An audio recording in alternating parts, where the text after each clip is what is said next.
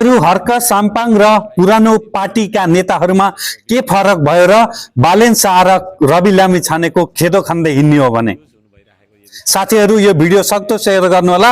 आउनुस् हर्क साम्पाङ के भन्दैछन् सुनौ है सबैले।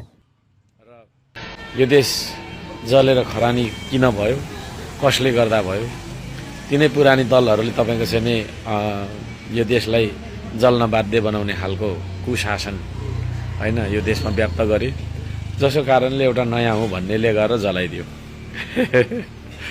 त्यसो भएको कारणले यो देश जल्न लगाउने र जलाउने हैन, जेनजीलाई मर्न पठाउने र मार्नेहरूलाई होइन, यो देश बनाउने र जेनजीलाई चाहिँ बचाउने हैन, जेनजीलाई चाहिँ सही मार्गमा देखाउने श्रम संस्कृति मात्रै हो। त्यसको जराको रूपमा हर्क साम्पाङ रहेको कारणले गर्दाखेरि पनि अब यहाँहरूको सेवा के अरे तपाईँको सेवामा कति समर्पित भए भन्ने कुरा त एक ठाउँमा छँदैछ। अर्को कुरा चाहिँ राष्ट्रिय अन्तर्राष्ट्रिय तपाईँको राजनीति होइन को हिसाबबाट हेर्दाखेरि पनि यो देशलाई स्वाधीन बनाउने होइन समृद्ध बनाउने मुद्दामा हर्क साम्पाङ चाहिँ यो देशको प्रधानमन्त्रीको क्यान्डिडेट हो। किनभने श्रम संस्कृतिको अध्यक्ष त मै हुँ, संसदीय दलको नेता त भोलि गएर म बन्ने हो।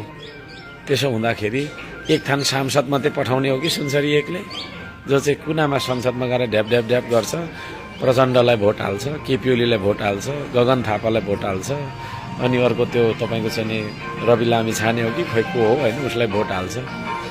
त्यसो भएको कारणले गर्दाखेरि बुझ्नुहोस् होइन।